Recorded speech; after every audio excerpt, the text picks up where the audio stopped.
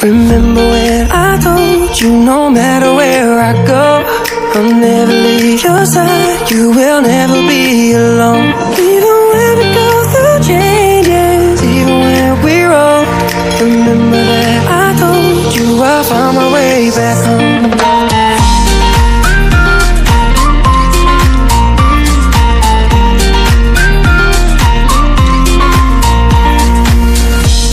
I could never let you go. Baik, Assalamualaikum warahmatullahi wabarakatuh. Bismillahirrahmanirrahim. Alhamdulillahirrabbilalamin. Wassalatu wassalamu ala asrafil anbiya wal mursalin Sayyidina Maulana Muhammadin. Yang terhormat Bapak dosen pengampu mata kuliah PSI. Tidak lupa teman-temanku sekalian kelas PEI 1D yang kami cintai dan kami banggakan. Pertama-tama, marilah kita panjatkan puja dan puji syukur kehadirat Allah Subhanahu wa Ta'ala yang telah melimpahkan rahmat dan karunia-Nya sehingga kita semua dapat berkumpul dalam perkuliahan pagi hari ini dengan keadaan sehat walafiat tanpa kurang suatu apapun. Ya baik, kami dari kelompok 5 yang beranggotakan saya sendiri, Ikhwanuddin Hanafi, Putri Magda Nur Hadisa, Davita Fitri Kestiana, dan Vika Malikatul Musyarofah. Langsung saja kelompok kami akan membawakan presentasi yang akan dibawakan oleh anggota dari kami. Saya persilahkan.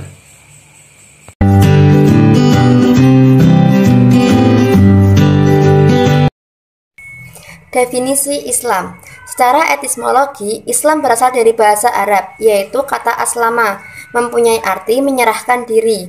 Dari asal kata itu dibentuk aslama yang berarti memelihara dalam keadaan selamat dan sentosa, dan juga berarti menyerahkan diri, tunduk, patuh, dan taat. Sedangkan pengertian Islam secara istilah yaitu sebagai agama yang mengatur manusia agar selamat, sejahtera, aman, damai, dan menyerahkan diri kepada Allah, patuh dan tunduk kepadanya, serta mau beribadah dengan penuh kesadaran dan keikhlasan. Sedangkan di dalam sebuah hadis dijelaskan bahwa agama Islam adalah agama yang diturunkan Allah Subhanahu wa Ta'ala kepada Nabi Muhammad SAW melalui malaikat Jibril dengan tujuan agar manusia tersebut patuh dan tunduk kepadanya. Dengan demikian, dapat disimpulkan bahwa Islam adalah agama yang diturunkan Allah Subhanahu wa Ta'ala kepada manusia melalui Rasul-Nya yang berisi hukum-hukum untuk mengatur hubungan segitiga, yaitu hubungan antara manusia dengan Allah atau hablum minallah, hubungan manusia dengan sesama manusia atau hablum minannas, dan hubungan antara manusia dengan lingkungan alam semesta. Definisi pluralisme. Istilah pluralisme agama masih sering disalahpahami atau mengandung pengertian yang kabur. Meskipun secara terminologi sangat populer dan disambut hangat secara universal.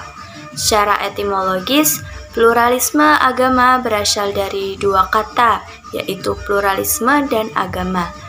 Dalam bahasa Arab diterjemahkan al-ta'adudiyah hal-diniyah, sedangkan di dalam bahasa Inggris religious pluralism. Pluralisme berasal dari kata pluralis yang berarti jamak, lebih dari satu, atau pluralism sama dengan jumlah yang menunjukkan lebih dari satu, atau lebih dari dua yang mempunyai dualis. Sedangkan pluralisme sama dengan keadaan atau paham dalam masyarakat yang majemuk, bersangkutan dengan sistem sosial politiknya sebagai budaya yang berbeda-beda dalam satu masyarakat. Dalam istilah lain, pluralisme adalah sama dengan doktrin yang menyatakan bahwa kekuasaan pemerintahan di suatu negara harus dibagi-bagikan antara berbagai gelombang karyawan dan tidak dibenarkan adanya monopoli suatu golongan. Dalam kamus filsafat, pluralisme mempunyai ciri-ciri sebagai berikut. Pertama, realitas fundamental bersifat jamak. Berbeda dengan dualisme yang menyatakan bahwa realitas fundamental ada dua dan monisme menyatakan bahwa realitas fundamental hanya satu. Kedua, banyak tingkatan hal-hal dalam alam semesta yang terpisah, tidak dapat diredusir, dan pada dirinya independen. Ketiga, alam semesta pada dasarnya tidak ditentukan dalam bentuk dan tidak memiliki kesatuan atau kontinuitas harmonis yang mendasar. Tidak ada tatanan koheren dan rasional fundamental. Pluralisme agama adalah sebuah konsep yang mempunyai makna yang luas, berkaitan dengan penerimaan terhadap agama-agama yang berbeda dan dipergunakan dalam cara yang berlainan pula. Pandangan Islam terhadap pluralisme. Islam memandang pluralisme sebagai sikap yang saling menghargai dan toleransi terhadap agama lain. Namun bukan berarti semua agama adalah sama. Artinya, tidak menganggap bahwa dalam Tuhan yang kami sembah adalah Tuhan yang kalian sembah. Namun demikian, Islam tetap mengakui adanya pluralisme agama, yaitu dengan mengakui perbedaan dan identitas agama masing-masing. Lakum dinukum waliyadin. Di sini, pluralisme diorientasikan untuk menghilangkan konflik perbedaan dan identitas agama-agama yang ada.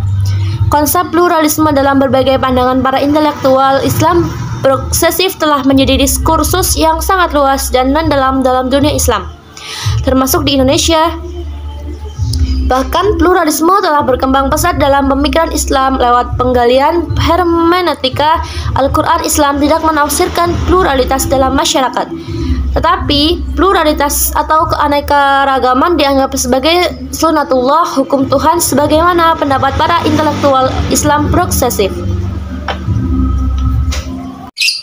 Pluralisme di Indonesia. Wacana pluralisme menjadi tema penting yang banyak mendapatkan sorotan dari sejumlah cendekiawan Muslim. Dilihat dari segi geografis, Indonesia merupakan negara kepulauan terbesar dengan tingkat heterogenitas yang sangat tinggi di muka bumi ini. Berdasarkan kenyataan bahwa Indonesia terdiri dari 13.000 pulau yang terdiri dari pulau yang besar dan kecil, serta pulau yang dihuni dan tidak dihuni, dengan berbagai macam suku, agama, dan bahasa daerahnya yang mencapai jumlah ratusan. Secara budaya negeri, kita juga sangat heterogen. Di Indonesia, pluralisme sudah menjadi bagian dari ideologi nasional yang dirumuskan dengan istilah Bhinneka Tunggal Ika, suatu istilah yang berasal dari Empu Tantular yang artinya kesatuan dalam keragaman atau unity in diversity. Pluralisme ini juga tercermin dalam Pancasila yang terdiri dari berbagai ideologi-ideologi besar dunia, tetapi intinya adalah paham kegotong royongan, kekeluargaan, dan kebersamaan. Baik, mungkin itu presentasi dari kami. Bila ada kurang lebihnya mohon maaf. Billahi taufiq wal hidayah. Wassalamualaikum warahmatullahi wabarakatuh.